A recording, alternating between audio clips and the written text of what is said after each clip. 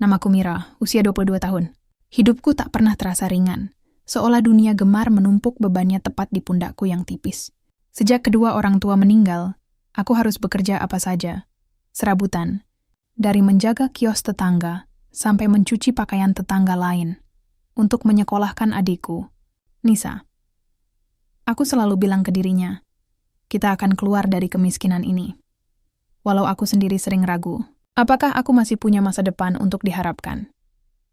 Malam itu aku kehabisan uang untuk membayar kontrakan. Aku nekat keluar mencari pekerjaan tambahan di sebuah pesta perusahaan mewah.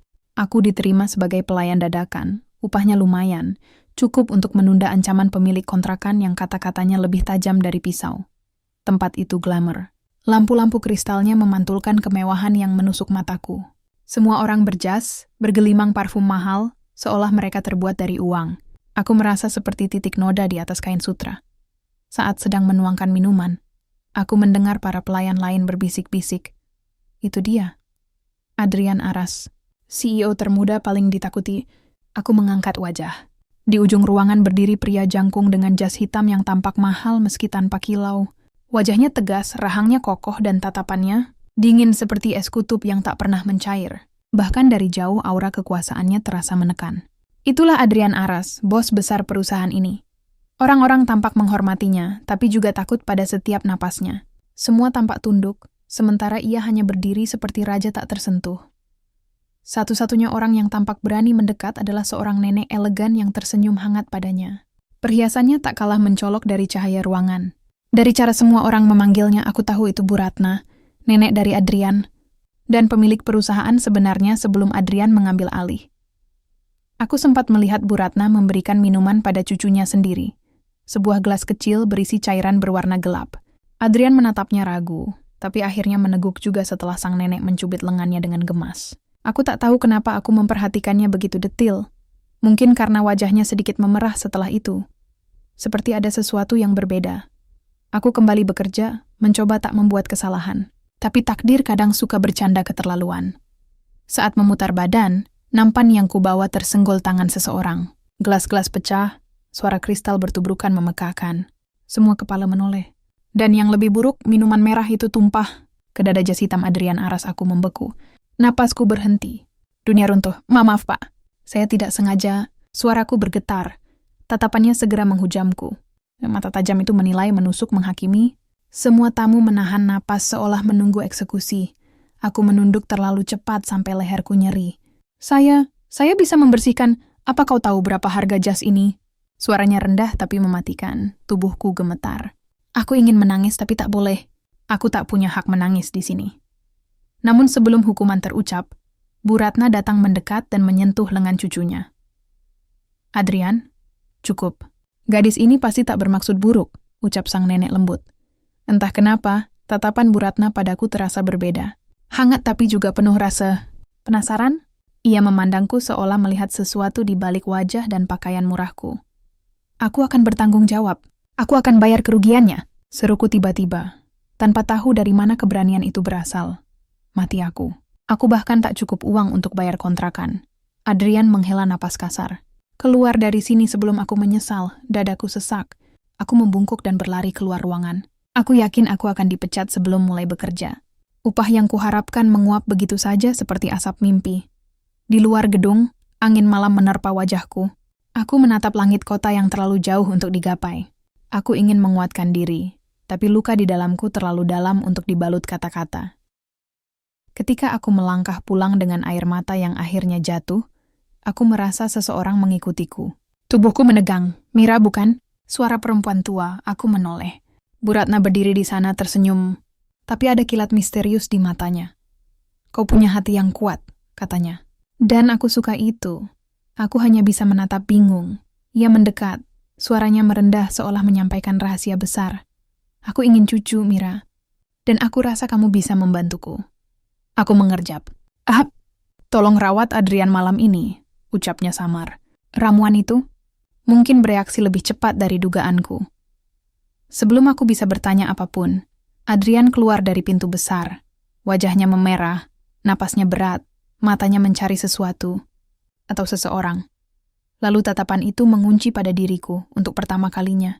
Tatapannya tidak dingin, melainkan berbahaya. Aku tak tahu apa yang akan terjadi setelah malam ini.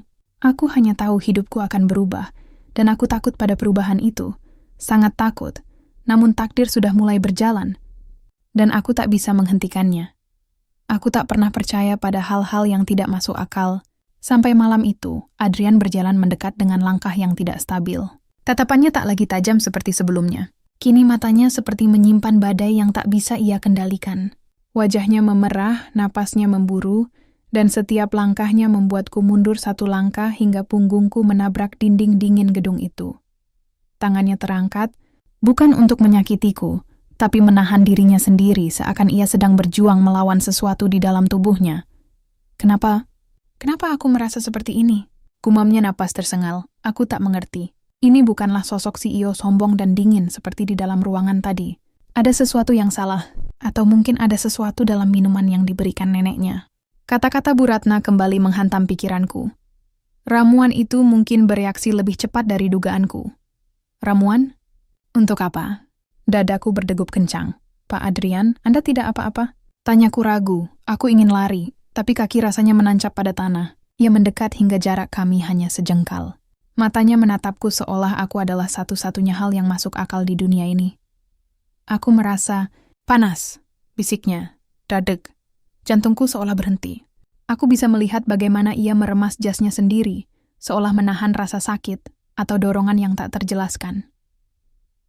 Suara Bu Ratna menyusul dari belakang kami. Langkahnya perlahan namun pasti. Adrian, ikut nenek pulang, katanya lembut tapi penuh perintah. Adrian memejamkan mata keras, seperti menahan gelombang rasa yang menyerangnya. Ia tidak menjawab. Tatapannya kembali ke arahku, kali ini begitu intens. Dia ikut. Ucapnya singkat, menunjuk ke arahku. Aku membulatkan mata. Apa? Bu Ratna tersenyum kecil, senyum yang membuatku merinding. Tentu saja, sayang. Aku ingin menolak. Aku ingin berkata aku hanya pelayan yang bahkan sudah dipecat sebelum gajiku jatuh ke tanganku. Tapi suara itu tak keluar. Dan sebelum otakku sempat memerintah kakiku untuk kabur, aku sudah berada di dalam mobil hitam mewah itu bersama mereka. Perjalanan terasa seperti mimpi buruk yang terlalu nyata. Adrian bersandar dengan satu tangan menutup matanya, napasnya masih berat. Sementara Bu Ratna duduk di sampingku, mengamatiku dengan pandangan hangat namun penuh rahasia. Kau tinggal dengan siapa, Mira? Tanya beliau tiba-tiba. Aku, dengan adik, hanya kami berdua. Oh, ia mengangguk, seolah menemukan potongan teka-teki yang ia cari. Kau gadis yang baik. Aku bisa melihatnya. Aku menatapnya bingung. Kenapa ia begitu perhatian padaku? Aku cuma membuat cucunya marah dan menumpahkan minuman mahal ke jasnya. Saat tiba di kediaman keluarga Aras, rasa kagum dan takut bercampur jadi satu. Rumah atau istana? Pilar marmer, halaman luas dengan lampu-lampu taman yang berkilauan seolah menyambut kedatangan raja. Aku masih terpaku ketika Adrian tiba-tiba memegang tanganku. Sentuhannya panas. Terlalu panas. Aku tidak bisa. Katanya pelan namun bergetar. Aku menelan ludah. Tidak bisa apa. Ina menatapku, matanya seolah meminta pertolongan. Mengendalikan diri, aku terperangah. Tubuhku memberontak untuk mundur. Tapi ia menggenggam tanganku dengan kuat. Bukan menyakitiku, tapi seperti memohon agar aku tak pergi. Wajahnya semakin dekat, napasnya menerpa pipiku. Aku panik. Pak Adrian, tolong. Anda harus istirahat. Ia memejamkan mata dan mengangguk perlahan, seolah memaksakan diri untuk mengikuti ucapanku. Dengan langkah berat, ia memungkinkan pelayan untuk membantu memapahnya ke kamar. Aku menghela napas panjang. Kukira semua selesai, namun tidak. Sekarang giliran kita bicara, Mira, kata Bu Ratna. Aku menoleh. Tatapannya tak lagi hangat seperti sebelumnya. Ada sesuatu yang tegas, keras, dan penuh rencana tersembunyi. Atas apa yang terjadi pada Adrian malam ini, nenek akan pastikan tidak akan berdampak buruk pada masa depan keluarga kami. Suara beliau membuat bulu kudukku berdiri. Apa maksud nenek? Tanyaku bergetar, ia mendekat. Adrian tak bisa mengingat apapun besok pagi. Dan jika sesuatu terjadi, aku harap kau mengerti apa yang harus kau lakukan. Aku tak mengerti. Atau mungkin aku tak berani mengerti. Aku hanya ingin cucu, bisiknya dekat telingaku. Dan kau, terlihat seperti calon ibu yang baik. Aku tersentak. Mundur beberapa langkah. Kata-katanya berputar-putar di kepalaku, seperti mantra buruk yang tak mau hilang. Jangan takut. Bu Ratna menepuk pundakku. Takdir bekerja dengan cara yang aneh, dan aku percaya takdir sudah memilihmu malam ini. Aku ingin menjerit, tapi suaraku terkunci. Dalam gelisah, aku akhirnya diberi satu kamar tamu untuk bermalam. Kupandangi langit-langit kamar mewah itu, tapi semua terasa seperti jeratan emas. Aku memejamkan mata, berharap semua ini hanya mimpi. Namun firasatku berkata, malam ini adalah awal dari segalanya. Dan apapun yang terjadi mulai sekarang, aku tidak akan bisa kembali menjadi Mira yang dulu. Aku tak bisa tidur malam itu. Setiap kali mataku terpejam, wajah Adrian muncul. Wajah kusut yang penuh pergolakan, yang bahkan aku tak mengerti. Kata-kata Bu Ratna bergema di kepalaku. Aku hanya ingin cucu. Apa maksudnya? Kenapa aku? Aku hanya pelayan yang bahkan tak diterima bekerja penuh. Kenapa hidupku tiba-tiba terjebak dalam dunia yang bahkan mimpi pun terlalu takut untuk menyentuh? Aku duduk di tepi ranjang, menggenggam ponsel tuaku. Sudah lewat tengah malam. Aku memandangi satu-satunya foto keluargaku yang tersisa. Aku, Nisa, dan kedua orang tua kami. Senyum hangat mereka membuatku ingin menangis lagi. Aku harus pulang. Aku harus menjemput Nisa di rumah tetangga. Ia pasti menungguku. Dengan tekad itu, aku bangkit dan membuka pintu kamar. Namun langkahku terhenti ketika kulihat dua orang penjaga berdiri di ujung koridor. Aku harus pulang, kataku pelan. Salah satu dari mereka menunduk hormat namun suaranya tegas. Maaf Nona, perintah ibu besar. Anda diharapkan tetap di sini sampai pagi. Jantungku terjun bebas. Aku bukan tahanan, protesku. Benar, Nona, namun kami juga menjalankan tanggung jawab. Aku mengepalkan tangan. Bernafas pun terasa berat. Aku akhirnya kembali masuk sebelum membuat masalah yang lebih besar. Tapi tidur tetap tak mau datang. Sebelum fajar, aku memutuskan untuk berjalan di dalam rumah, berharap udara segar bisa menenangkan pikiranku. Aku berjalan melewati lorong-lorong mewah yang terasa dingin dan asing. Setiap sudut tampak seperti mata-mata yang memperhatikanku. Di ujung koridor, aku melihat sebuah pintu sedikit terbuka. Cahaya temaram keluar dari dalam. Rasa penasaran membimbing kakiku. Seharusnya aku tak boleh mengintip, tapi aku melakukannya juga. Itu adalah kamar Ad. Aku menahan napas melihat sosok Adrian terbaring di ranjangnya. Ia terlihat damai, namun pucat. Beberapa pelayan dan dokter keluarga tampak sibuk memeriksa kondisinya. Ada bekas keringat di leher dan dahinya. Ia seperti habis melewati perang tanpa senjata. Efek ramuan itu terlalu kuat pada tubuhnya. Ia butuh istirahat penuh, ucap sang dokter pelan. Berapa lama sampai ia sadar? Tanya Bu Ratna yang entah sejak kapan berada di sana. Pagi ini ia akan bangun. Tapi ingat, dia tidak akan mengingat apapun yang terjadi sejak ia meminum ramuan. Aku terperanjat. Jadi, semua yang terjadi tadi malam akan hilang dari kepalanya? Apa dia akan baik-baik saja? Tanya Bu Ratna lagi, namun nada suaranya bukan sekadar kekhawatiran pada cucu. Ada strategi di baliknya, secara fisik ya.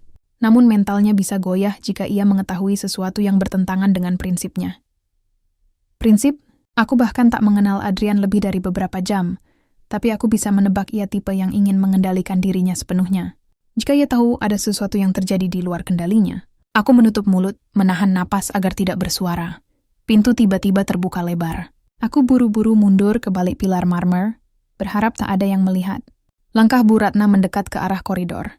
Aku bersandar ke dinding, memejamkan mata, berdoa agar tidak ketahuan. Adrian tidak boleh mengetahui apapun. Suara Bu Ratna terdengar jelas, meski ia hanya bicara seorang diri. Segalanya harus sesuai rencana. Cucu masa depan keluarga Aras, aku merinding. Aku kembali ke kamar dengan langkah gontai. Dunia terasa terlalu berat. Siapa aku di mata mereka? Hanya alat untuk mencapai tujuan? Ketika akhirnya matahari naik, seorang pelayan mengetuk pintu kamarku.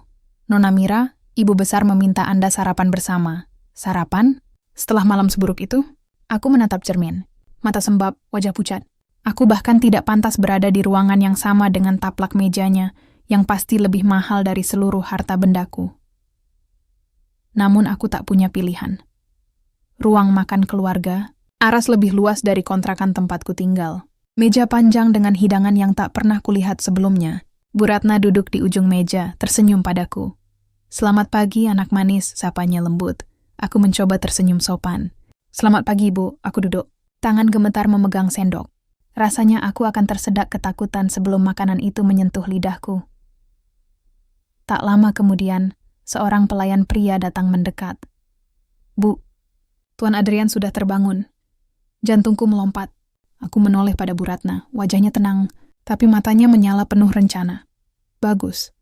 Minta dia bergabung, ujarnya. Aku ingin menghilang. Bagaimana jika ia mengingat apapun tentang aku? Bagaimana jika ia marah lagi? Temu lebih buruk, bagaimana jika ia menatapku dengan cara seperti semalam? Langkah berat terdengar mendekat. Satu persatu suara itu semakin jelas. Aku berusaha mengatur napas, tapi seluruh tubuhku menegang seperti benang yang siap putus. Itu dia. Adrian masuk dengan langkah mantap, mengenakan kemeja sederhana namun tetap mengesankan. Ia terlihat pulih, setidaknya secara fisik.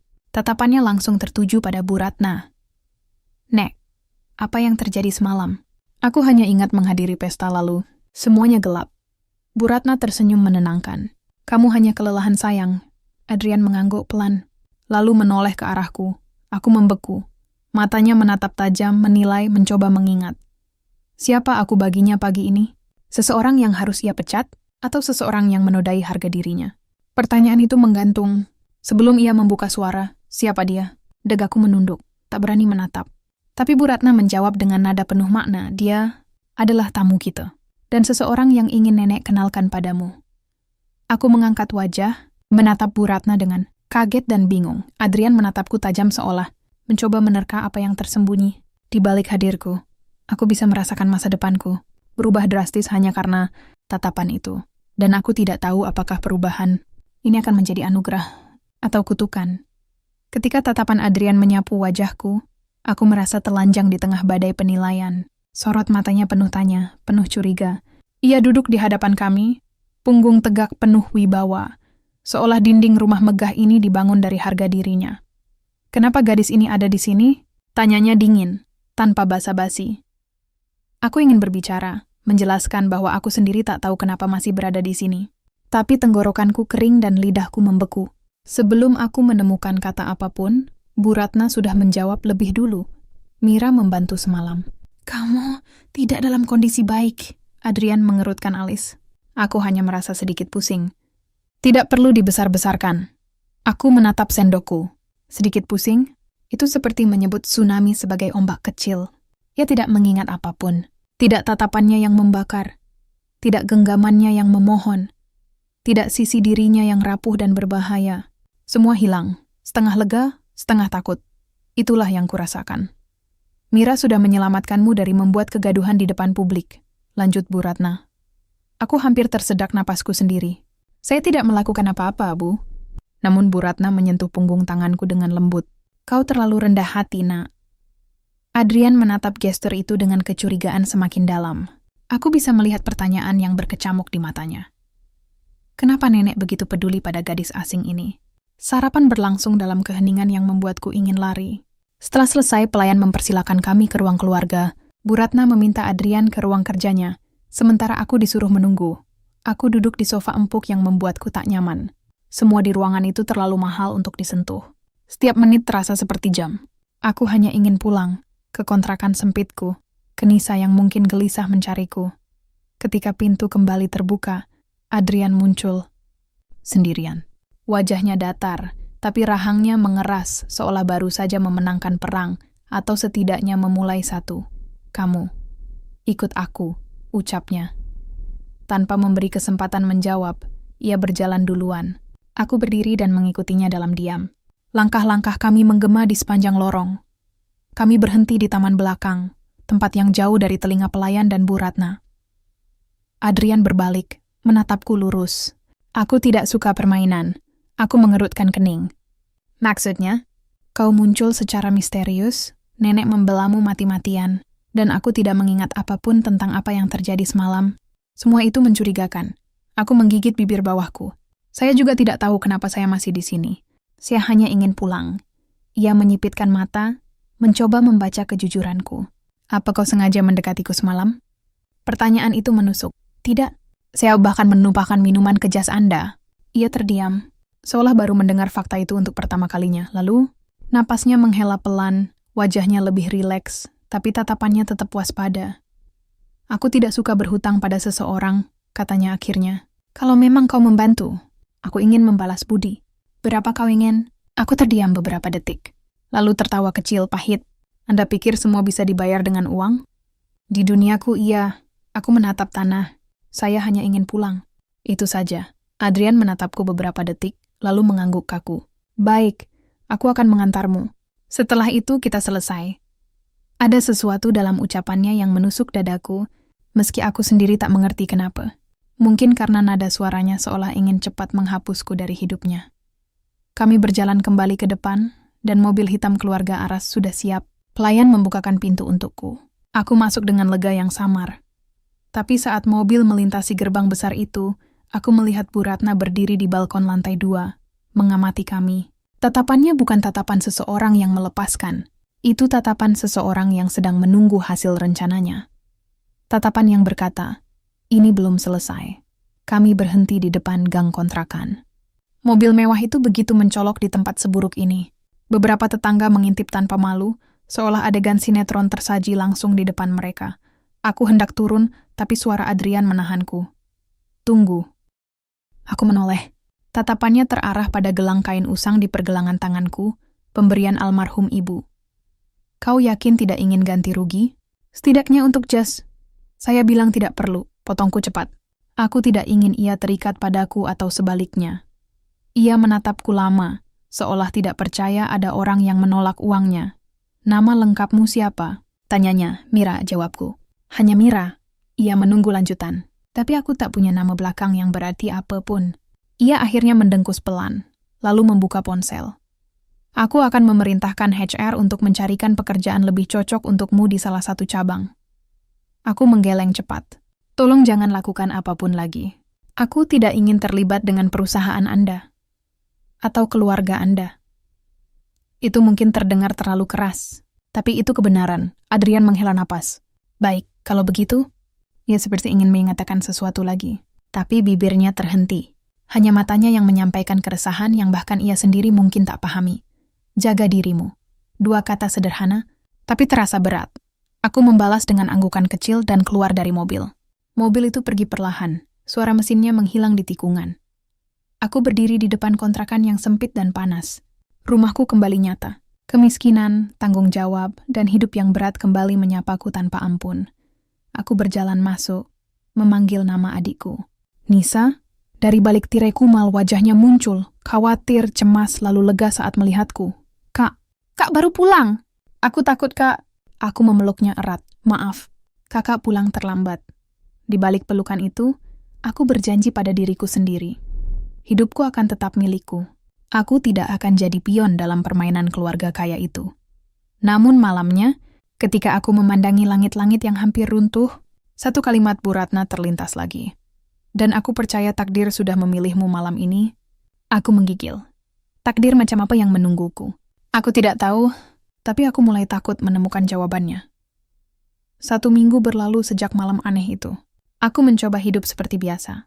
Bekerja serabutan, mengurus Nisa, dan menghindari memikirkan keluarga Aras. Seolah semua itu hanya mimpi buruk yang tak akan kembali. Adrian tak pernah muncul lagi. Tidak ada telepon, tidak ada pesan, tidak ada mobil hitam mewah tiba-tiba di depan kontrakan. Syukurlah, aku berusaha meyakinkan diriku bahwa aku aman. Tapi satu hal tak bisa kuabaikan. Tubuhku merasa berbeda, aku mudah pusing. Nafasku pendek, kadang mual tanpa alasan. Aku pikir itu karena kelelahan atau mungkin kurang makan. Padahal seminggu terakhir aku justru makan lebih banyak daripada biasa. Anehnya rasa lapar itu tak mau pergi, dan ada hal lain. Aku terlambat datang bulan. Aku takut mengakuinya bahkan pada diri sendiri. Aku mencoba menghitung ulang tanggal demi tanggal. Mungkin aku salah, mungkin hanya stres. Namun rasa cemas itu terus tumbuh, seperti bisikan yang makin keras tiap hari. Aku memutuskan membeli tes pack di warung kecil dekat ujung gang. Aku memasukkannya ke dalam tas, menyembunyikannya dari pandangan Nisa.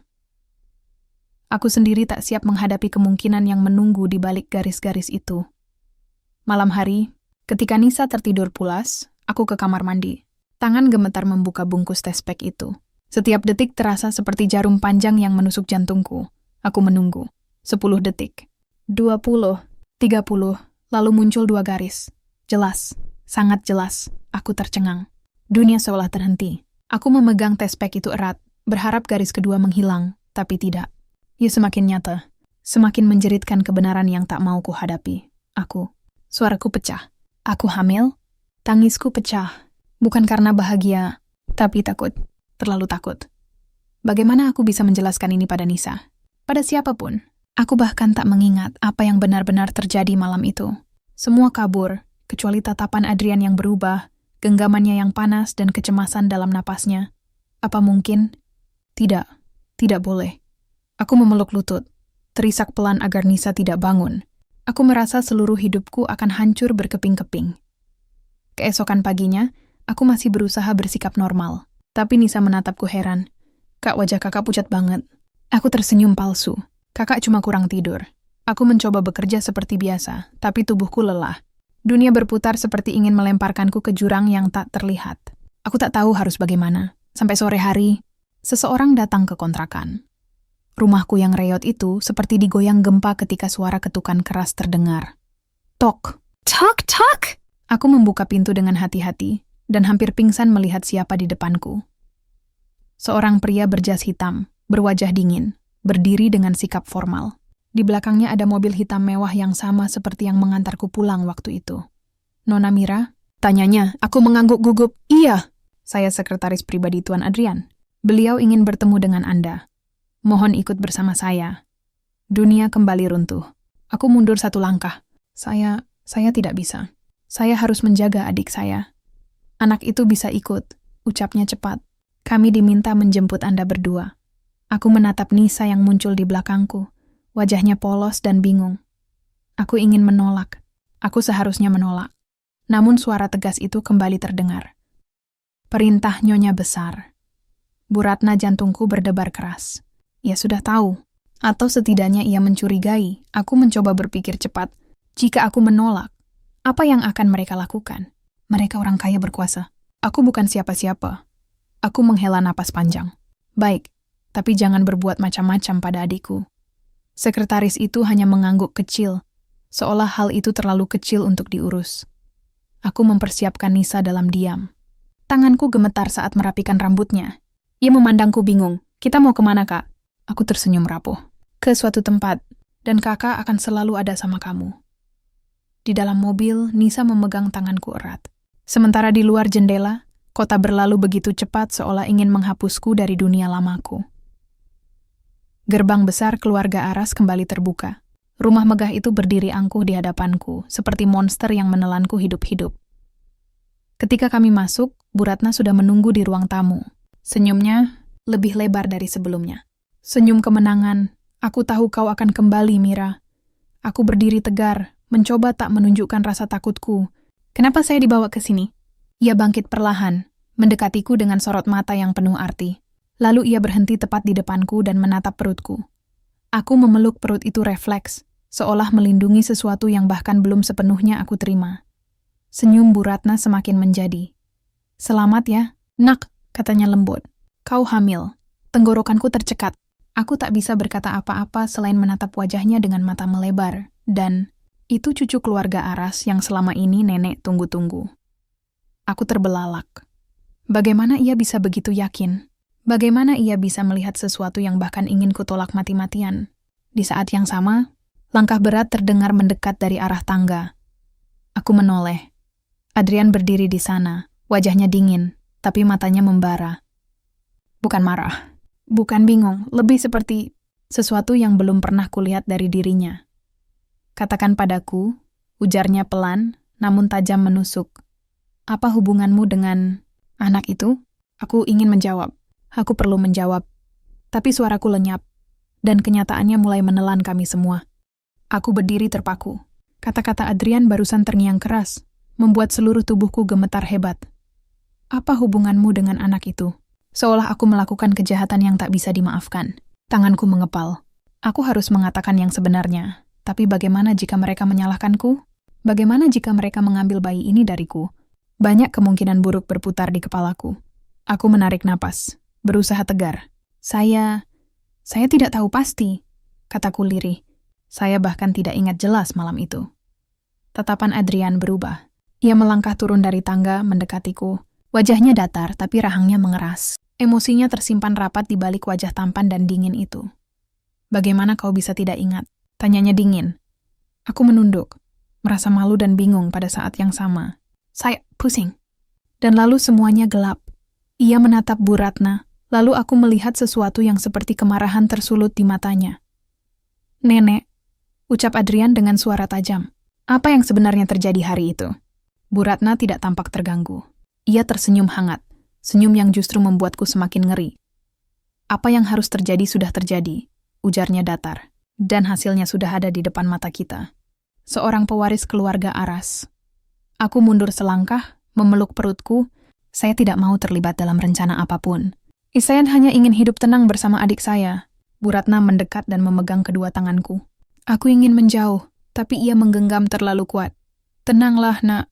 Mulai sekarang, hidupmu akan jauh lebih baik. Kau dan adikmu tidak akan kekurangan apapun. Kau hanya perlu merawat kandunganmu. Adrian mengalihkan pandangan ke Nisa yang berdiri ketakutan di belakangku. Kenapa adikmu juga dibawa?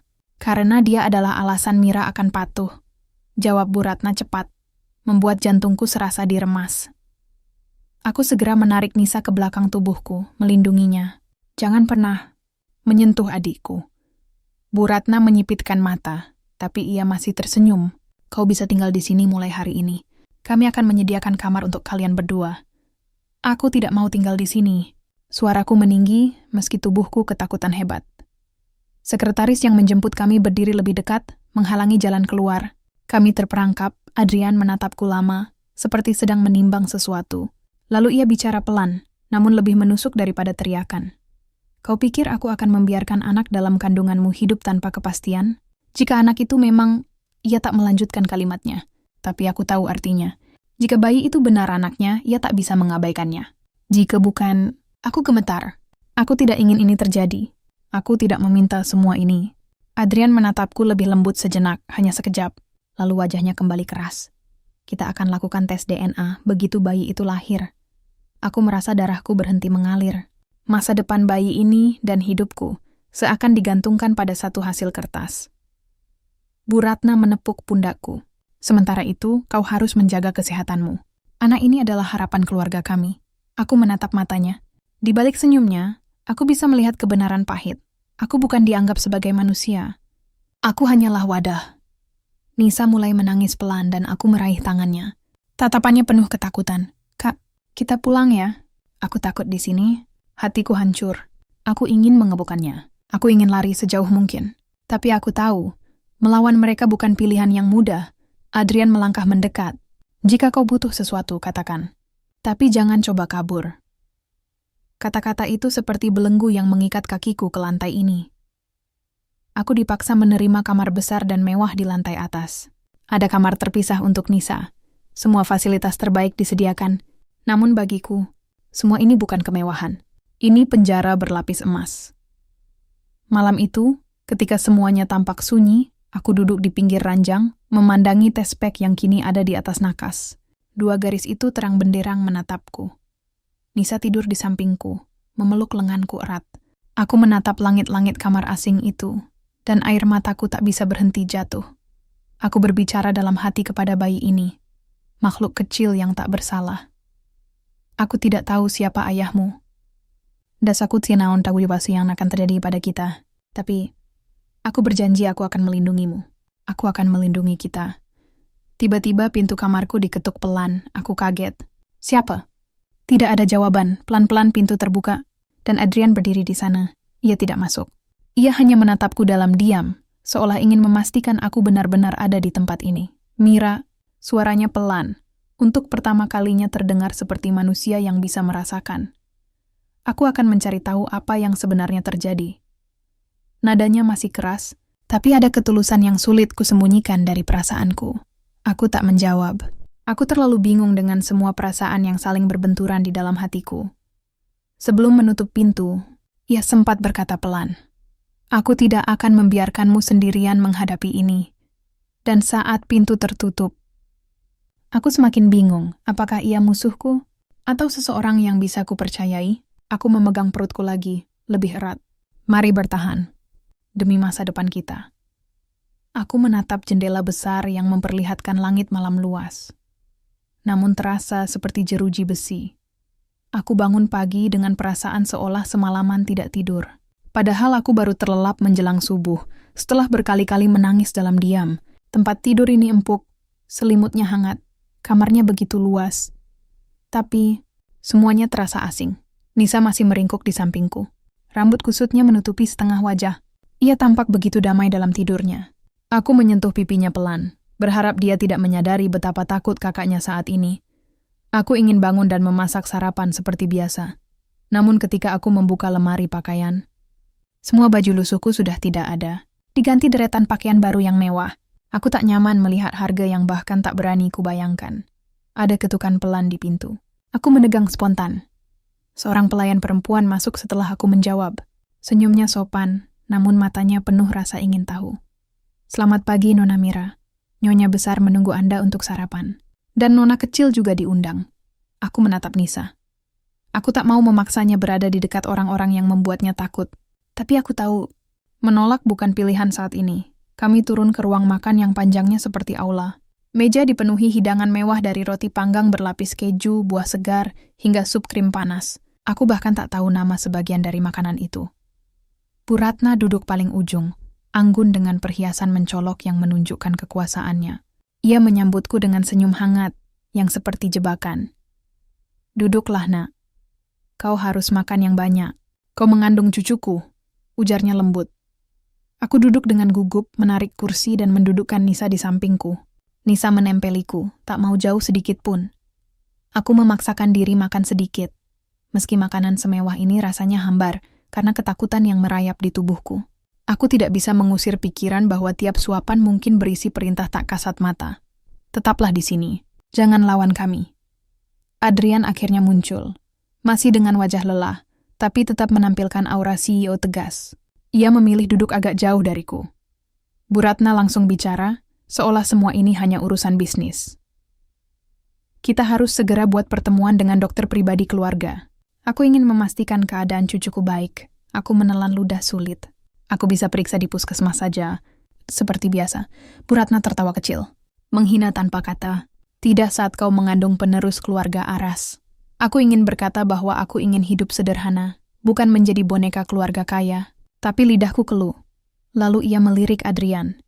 "Kau juga harus bertanggung jawab mulai sekarang. Pastikan Mira dan bayinya mendapatkan semua kebutuhan." Adrian menatapku sepintas. Aku tidak tahu apa yang ia rasakan. Ia sapert, mencoba bersikap benar, tapi masih memikul kebingungan besar. Aku tidak paham. Malam itu bukan hanya mimpi buruk bagiku.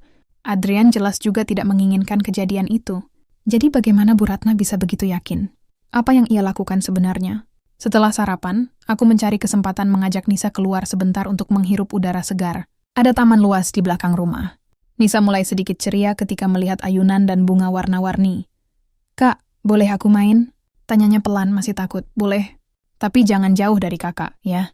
Ia mengangguk dan berlari kecil menuju ayunan. Untuk pertama kalinya hari ini, ia tersenyum lebar. Aku berdiri memperhatikan dari kejauhan. Tapi kemudian aku sadar. 2 penjaga berseragam hitam memantaiku tidak jauh dari sana.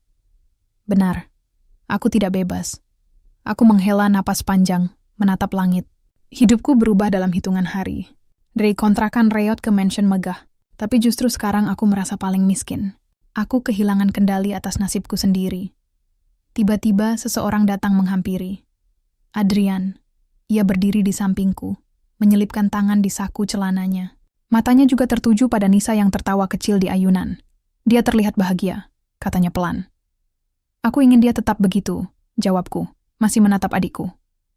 Adrian terdiam beberapa saat. Lalu ia bicara lagi, masih dengan nada rendah. "Mira, aku minta maaf." Aku menoleh cepat, tak percaya ia mengucapkan kalimat itu. "Aku tidak seharusnya membawamu ke pesta itu. Aku tidak seharusnya minum ramuan itu." Wajahnya menegang saat menyebut kata ramuan. Aku mendengarkan dengan jantung berdetak cepat. Aku merasa, ada yang tidak beres malam itu, lanjutnya. "Dan aku tahu kau tidak bersalah." Aku menelan air mata yang hampir jatuh. Kalimat itu sedikit meringankan bebanku. "Kita akan cari tahu kebenarannya."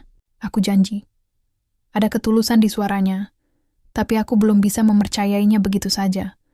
Aku memeluk diriku sendiri, menatapnya lurus. Aku hanya peduli pada Nisa dan bayi ini. Jangan biarkan mereka tersakiti. Ia menatapku lama, lalu mengangguk pelan. Aku tidak akan membiarkan itu terjadi. Untuk sesaat, aku seperti melihat Adrian yang berbeda. Bukan CEO dingin, bukan pewaris keluarga kaya yang arogan, seorang pria yang juga terjebak dalam permainan seseorang yang jauh lebih kuat. Namun sebelum aku bisa mengerti lebih jauh, suara Bu Ratna menggema dari lantai atas, seperti ratu memanggil prajuritnya. Adrian, kau harus ke kantor sekarang. Ada rapat penting. Adrian menatapku untuk terakhir kalinya sebelum pergi. Beristirahatlah. Aku akan kembali. Aku menatap punggungnya saat ia berjalan masuk rumah. Perasaan rumit menyelimuti hatiku. Ketika aku kembali mendekati Nisa, ia bertanya polos. Kak, apakah kita akan tinggal di sini selamanya? Aku terdiam. Aku tidak punya jawabannya. Aku hanya bisa memeluknya erat. Aku tahu satu hal. Aku harus menemukan jalan keluar. Sebelum semua menjadi terlalu terlambat.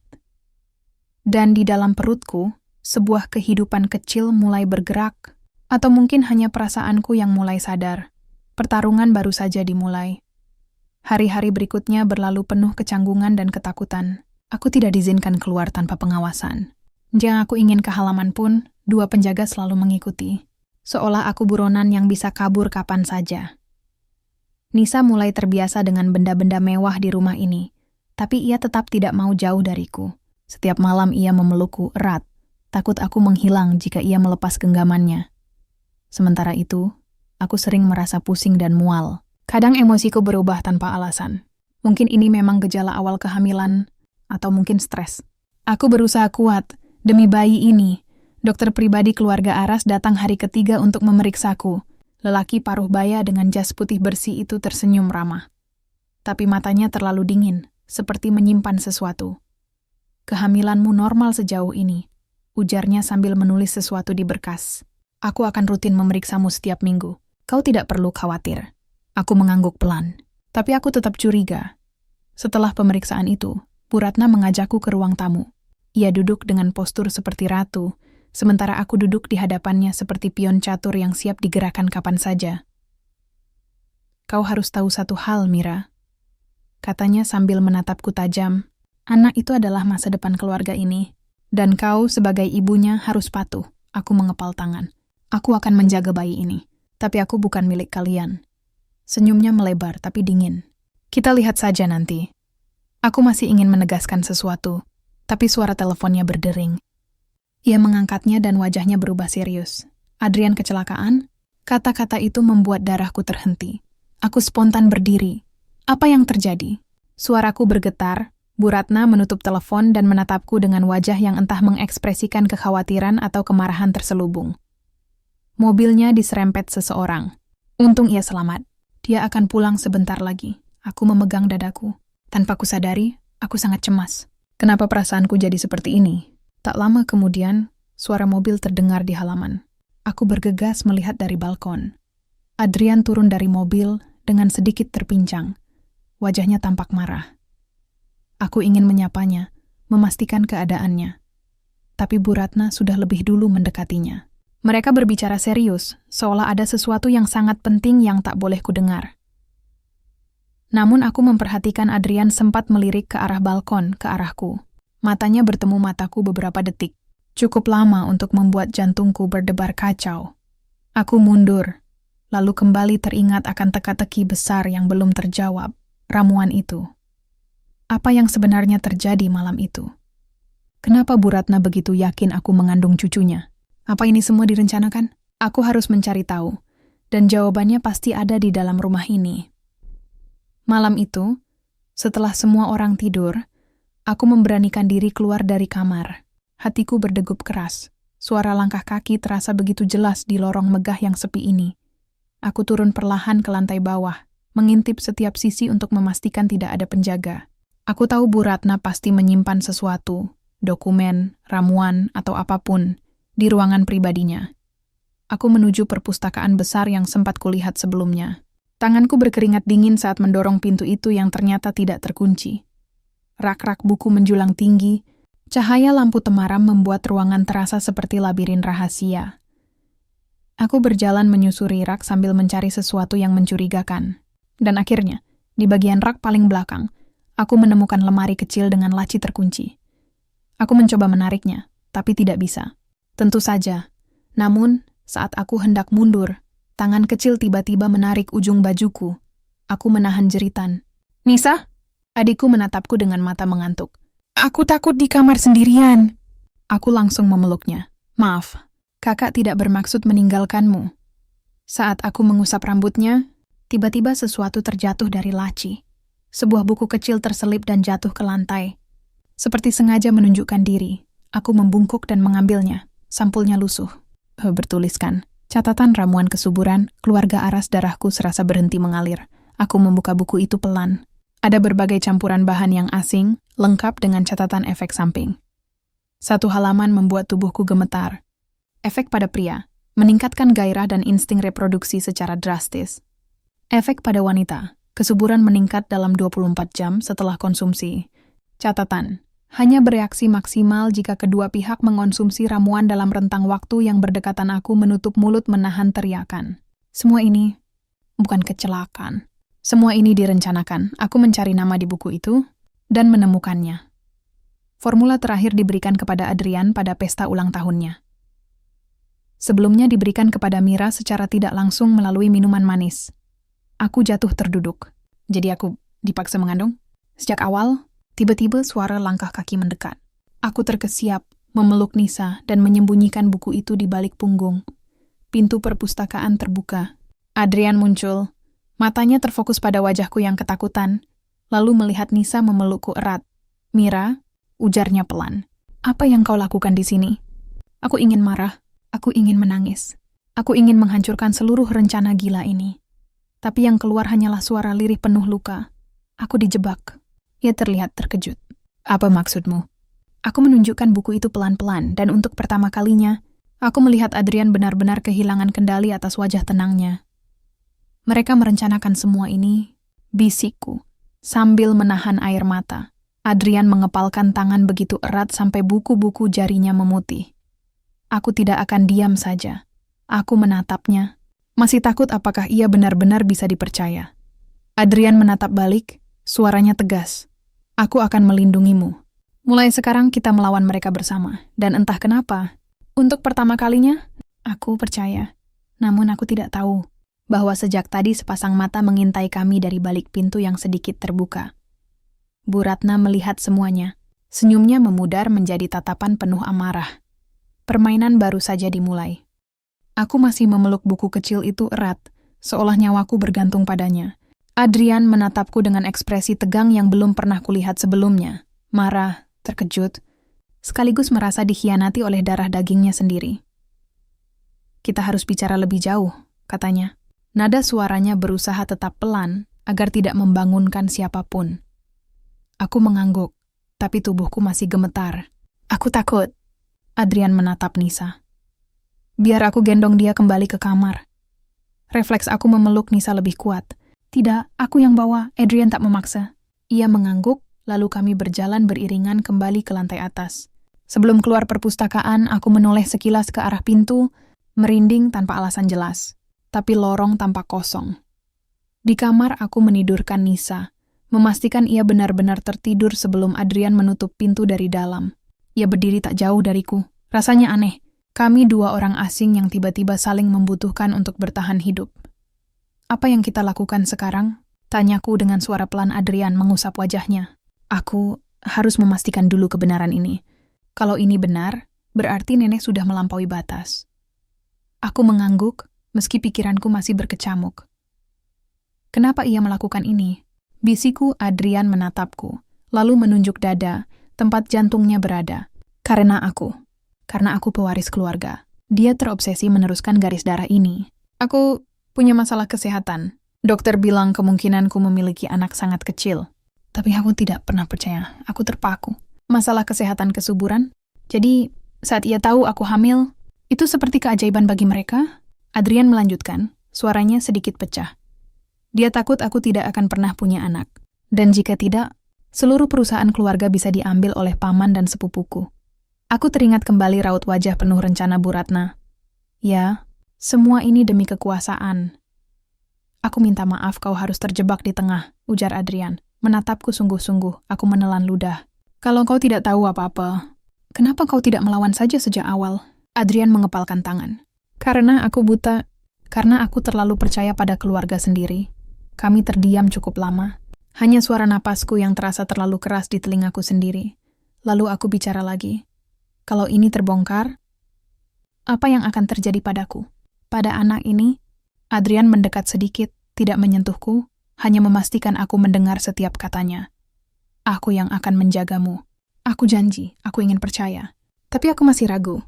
Aku hanya mengangguk pelan. Adrian memandang pintu sebelum membuka sedikit. Aku pergi dulu.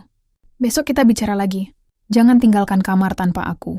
Sebelum ia benar-benar keluar, aku memanggilnya lirih. Terima kasih. Ia menoleh. Tatapannya hangat sedetik, lalu pintu tertutup. Aku memegang buku itu lagi. Kebenaran kecil yang bisa mengubah hidupku. Namun di sisi lain, pintu. Seseorang sudah mengetahui semua percakapan tadi, pagi hari. Aku terbangun karena ketukan keras di pintu. Tok! Tok! Tok! Aku bangkit terkejut, memeluk Nisa yang ketakutan. Mira, suara pelayan perempuan itu. Nyonya besar memanggil Anda sekarang juga. Aku menelan napas. Ini pasti sudah dimulai. Aku menggandeng tangan Nisa turun ke ruang tamu. Bu Ratna duduk menungguku. Wajahnya tidak menampilkan senyuman seperti biasanya. Duduk, ucapnya tegas. Aku mematuhi. Tangan Nisa tak lepas sedetik pun dari lenganku. Bu Ratna menatapku lama, membuatku hampir kehilangan napas. Aku dengar kau jalan-jalan tengah malam? Tanyanya. Nada suaranya bukan bertanya, menuduh. Aku mencoba tetap tenang. Aku hanya ingin udara segar. Aku tidak bisa tidur. Lalu kenapa kau ke perpustakaan? Aku tercekat, ia tahu. Ia melihat. Aku memeluk Nisa lebih erat. Naluri melindungiku muncul begitu kuat. Aku harus pura-pura tidak tahu apa-apa. Perpustakaan? Aku berpura-pura bingung. Aku tidak ke sana. Bu Ratna menyipitkan mata. Jangan bohong padaku, Mira. Aku menggigit bibir sampai hampir berdarah. Tenggorokanku tercekat menahan ketakutan. Aku tidak mengerti apa maksud nyonya. Aku melihat pelayan di belakang Bu Ratna menggeleng kecil. Seolah memperingatkanku untuk diam. Aku langsung paham. Bukan semua orang di rumah ini setuju dengan rencana nyonya besar. Bu Ratna mendengus. Kalau kau benar-benar ingin melindungi anakmu, maka jangan pernah mencoba keluar dari jalur yang sudah kutentukan. Aku mengangguk kecil, menunduk rendah agar ia tidak melihat rasa marah yang membara di mataku. Aku menyadarinya sekarang. Melawan langsung akan berbahaya. Aku harus cerdas. Aku harus sabar. Saat kembali ke kamar, seseorang memanggilku pelan dari sudut lorong. Nona, aku menoleh cepat. Pelayan perempuan tadi berdiri di balik pilar, memastikan tak ada yang melihat. Jangan bicara di depan nyonya besar, bisiknya. Aku tahu apa yang kau cari, dan aku tahu sesuatu yang bisa membantu. Jantungku berpacu. Apa maksudmu? Pelayan itu menatapku dengan sorot mata penuh ketakutan sekaligus tekad. Kalau nyonya besar sampai tahu semua yang terjadi malam itu, kau dan anak itu dalam bahaya besar. Aku terdiam membeku.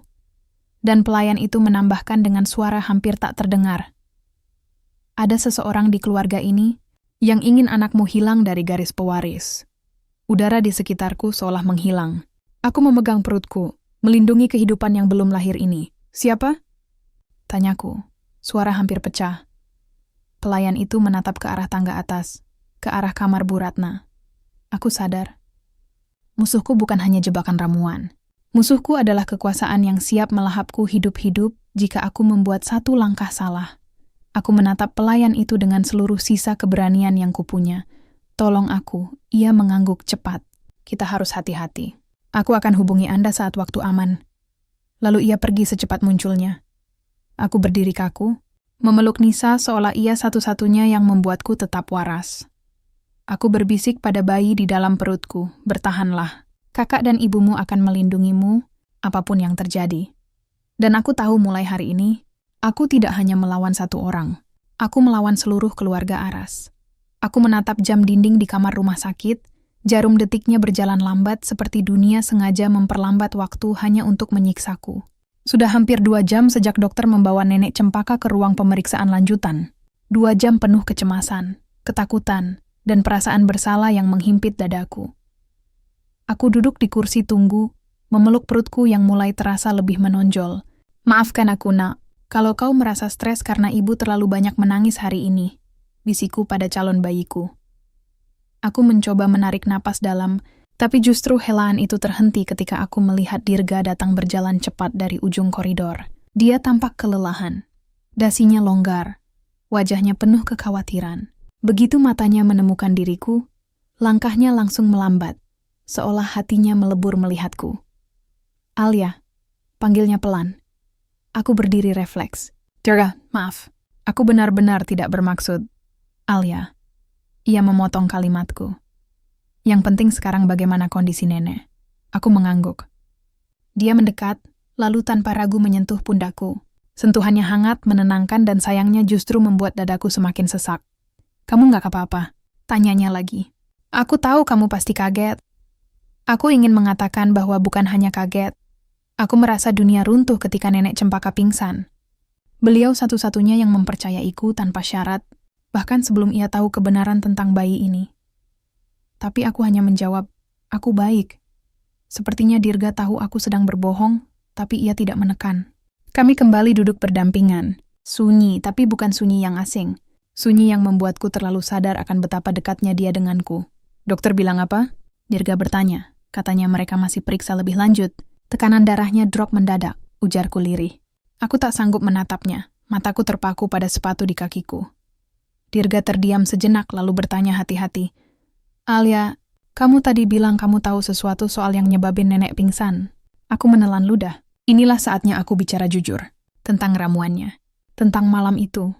Tentang semuanya. Namun setiap kata yang ingin keluar terasa seperti duri menusuk tenggorokan. Aku menggigit bibirku. Aku takut kamu akan membenciku. Alia. Dirga mencondongkan badan sedikit. Suaranya lembut. Aku nggak akan benci kamu. Apapun itu, bicaralah sama aku. Aku mengangkat kepala, dan untuk pertama kalinya aku melihat ketulusan yang begitu jelas di matanya. Ketulusan yang membuat pertahananku runtuh sedikit demi sedikit. Dirga, malam itu ada sesuatu yang, sebelum aku sempat menyelesaikan kalimat, pintu ruang pemeriksaan terbuka. Seorang dokter keluar dan langsung menghampiri kami. Anda keluarga pasien? Tanya dokter pada Dirga. Ya, saya cucunya. Bagaimana kondisi nenek saya? Ucap Dirga, buru-buru berdiri. Aku ikut berdiri, jantungku berdebar. Dokter tersenyum tipis meyakinkan. Kondisi beliau sudah stabil. Sepertinya beliau hanya terlalu lelah dan mengalami stres emosional yang cukup berat. Untungnya tidak ada komplikasi serius. Aku menutup wajahku dengan tangan. Sebagian beban seakan terangkat dari pundakku. Terima kasih, Dok. Ucap kami hampir bersamaan. Dokter melanjutkan. Beliau sudah di kamar perawatan. Jika ingin menemui, silakan. Tapi harap jangan buat beliau terlalu banyak berpikir dulu. Dirga mengangguk. Kami berjalan menuju kamar nenek. Namun sebelum membuka pintu, Dirga memegang tanganku. Sentuhan yang begitu meyakinkan. Alia, kamu tadi mau bilang sesuatu, katanya. Aku ingin dengar. Aku memejamkan mata. Hanya sebentar, tapi cukup untuk menenangkan gelombang dalam diriku. Saat kubuka kembali, aku sudah menetapkan pilihan. Aku bakal cerita. Aku janji, kataku pelan. Tapi setelah kita pastikan nenek baik-baik saja. Dirga menatapku, seolah menilai apakah aku benar-benar akan menepati janji itu. Akhirnya ia mengangguk.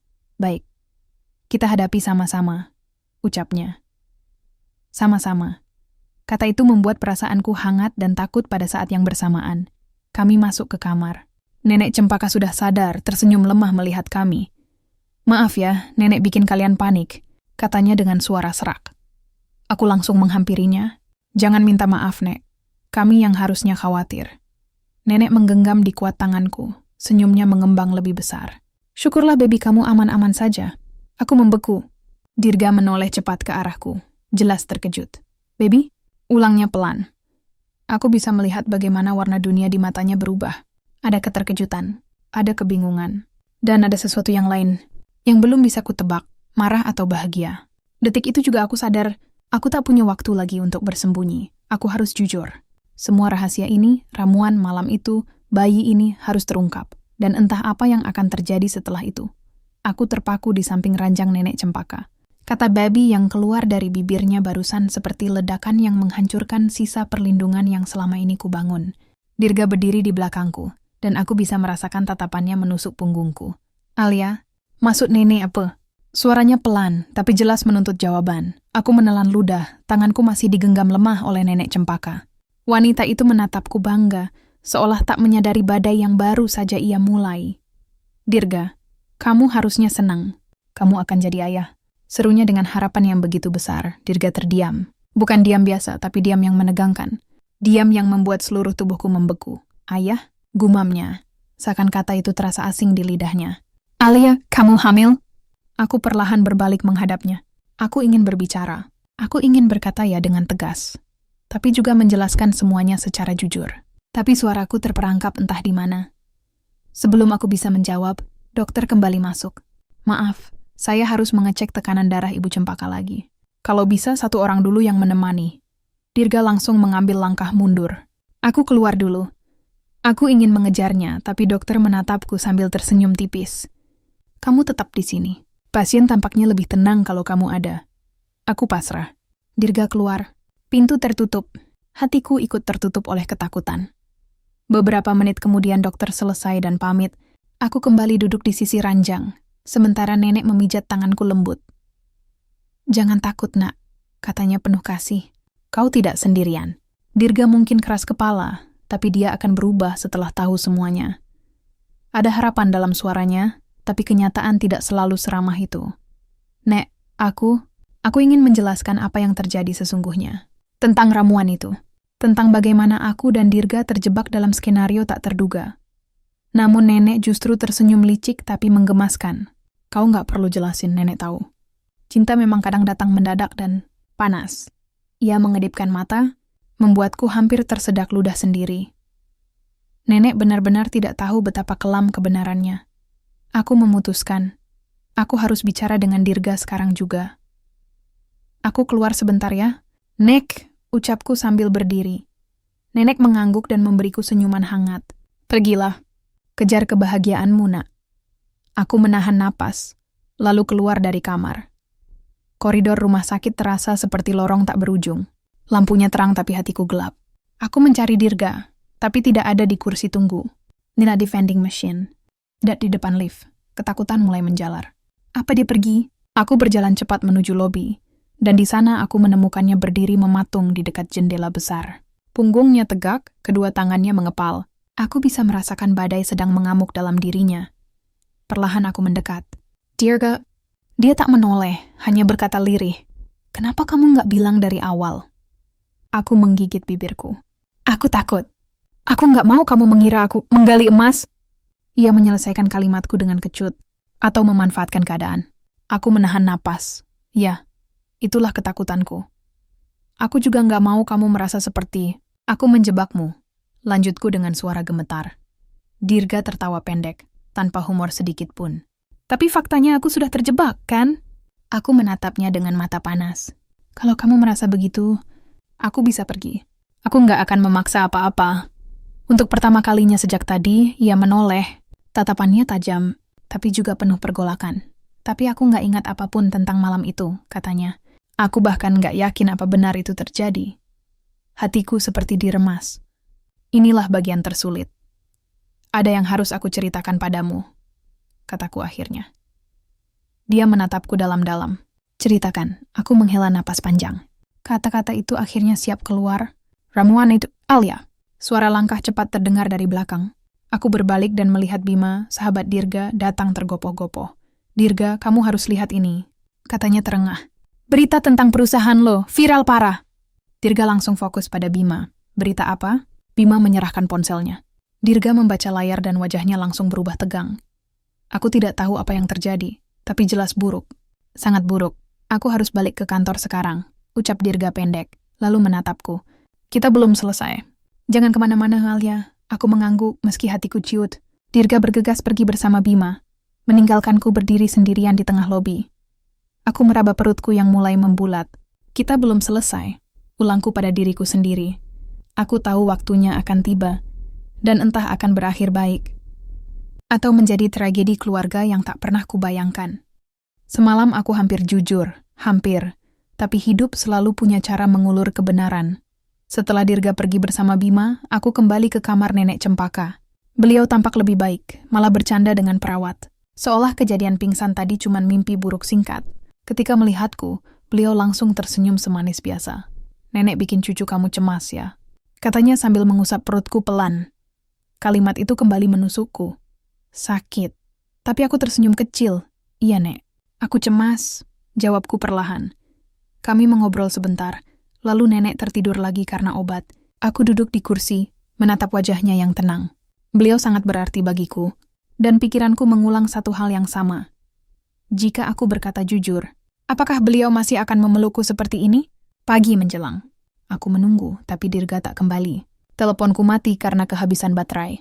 Aku tak tahu apa yang sedang terjadi di perusahaannya. Aku tak tahu apakah ia akan tiba-tiba muncul dengan kemarahan atau keputusasaan. Setelah dokter memastikan nenek boleh pulang sore nanti, aku pamit sebentar untuk mandi dan mengisi dayaku. Juga isi pikiranku yang nyaris habis. Aku berjalan keluar rumah sakit dengan pelan. Ketika aku sampai di tepi trotoar untuk memesan ojek, sebuah mobil hitam berhenti mendadak tepat di depanku. Aku spontan mundur. Kaca jendela mobil itu turun, dan aku melihat Ibu Dirga. Wajahnya dingin, riasannya sempurna, dan senyumnya. Senyum yang menusuk, bukan menghangatkan. "Masuk," ucapnya singkat. Dadaku mencelos. Tapi aku tahu, menolak bukan pilihan. Aku masuk ke dalam mobil dengan tangan bergetar. Perjalanan berlangsung hening. Aku bisa mendengar detak jantungku sendiri. Akhirnya mobil berhenti di sebuah taman kecil yang sepi. Ibu Dirga menoleh padaku, melepaskan kacamatanya, lalu menatapku, seolah aku adalah masalah terbesar dalam hidupnya. "Alia," ia memulai, "aku sudah dengar semuanya dari teman-temanku dan dari berita yang mulai menyebar." Aku terdiam. "Anak itu benar bayi Dirga?" Tanyanya tegas. Aku ingin berbohong.